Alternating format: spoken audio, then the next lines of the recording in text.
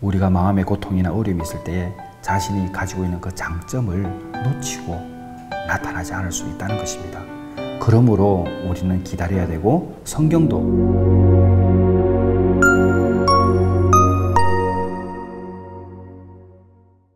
안녕하세요. 베델회복공동체 김상철 목사입니다. 오늘은 기다려주세요 라는 제목으로 함께 나누도록 하겠습니다. 좀 재미있는 예화이기도 한데요. 잠깐 들려드리면, 그 시골의 한 교회에 목사님이 담배를 끊지 못하셨어요. 그러니까 혼자 담배를 뻐끔뻐끔 피신 거죠. 그러던 어느 날 하루는, 그 시골이니까 화장실이 쭉 좀 떨어져 있거든요. 옛날에는 그 푸세식 화장실 있잖아요. 그 화장실이 이제 어디에 있었냐면은 그 교회의 앞에 이 마당에 좀 아이들이 공 차고 놀 수 있는 마당 그 한켠에 화장실이 있었습니다. 그래서 그 화장실에서 볼일을 보시면서 담배를 피우고 있었는데, 그 주일학교 아이들이 공을 차다가 공이 또르르 굴러서 화장실 앞에까지 간 거예요. 그러면서 문을 툭 치면서 문이 열려버렸습니다.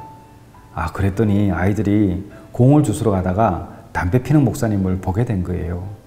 그 집에 가서 이제 어머니에게, 아버지에게 이야기한 거죠. 목사님 담배 폈다고. 그 일이 있고 나서 이제 교회가 문제가 생겼습니다. 왜냐하면 목사님이 담배를 피니까 뭐 이런 말 저런 말 다 돌게 된 거죠. 그래서 당회가 열렸습니다. 그래서 이렇게 이 일을 어떻게 처리해야 되나 이렇게 이제 고민을 하던 중에 한 분의 장로님이 그러셨어요. 목사님이 자녀들도 넷이나 있고 지금 우리 교회를 사임하고 이렇게 떠나시게 되면 그거 어떡하겠느냐. 그러니까 우리가 이분을 보내더라도 담배를 끊은 후에 우리 보내도록 합시다. 이제 이렇게 이제 건의를 했고, 이제 당회가 그것을 의결을 했어요. 그리고 이제 목사님을 모셔다 놓고 이야기한 거죠. 목사님, 요만요만해서 이제 저희 교회를 떠나셔야 하는데 이제 담배는 끊고 가셔야 저희들의 마음이 편할 것 같습니다. 이렇게 한 거예요. 그러니까 목사님이 이제 그 말씀을 듣고 어떻게 하겠습니까? 이제 창피도 하고 뭐 얼마나 마음에 어려움이 있겠어요.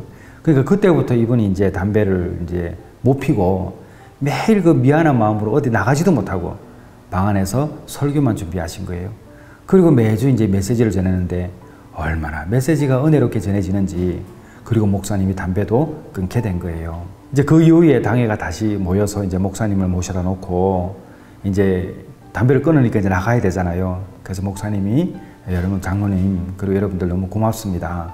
그래서 제가 이제 담배도 끊어서 이 교회를 떠날 수 있게 되었습니다. 그동안 기다려 주셔서 감사합니다 라고 말씀을 하신 거예요. 그랬더니 장로님들이 다 뭐라고 그러시냐면, 아니 목사님 이제 담배도 끊으시고 또 저희들에게 얼마나 많은 은혜의 말씀을 전해주시는데 왜 이 교회를 떠납니까? 저희 교회에 남아주세요 그랬더래요. 여러분 재미있죠?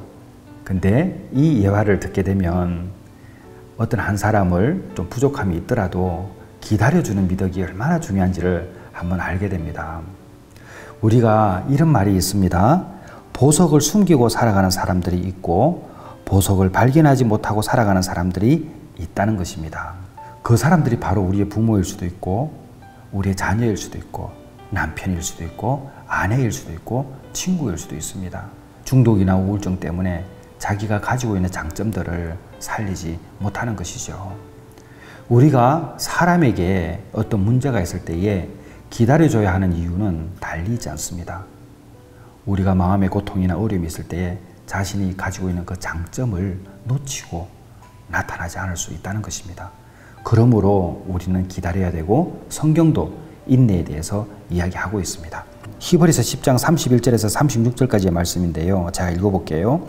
살아계신 하나님의 손에 빠져 들어가는 것이 무서울진저 전날에 너희가 빛을 받은 후에 고난의 큰 싸움을 견뎌낸 것을 생각하라.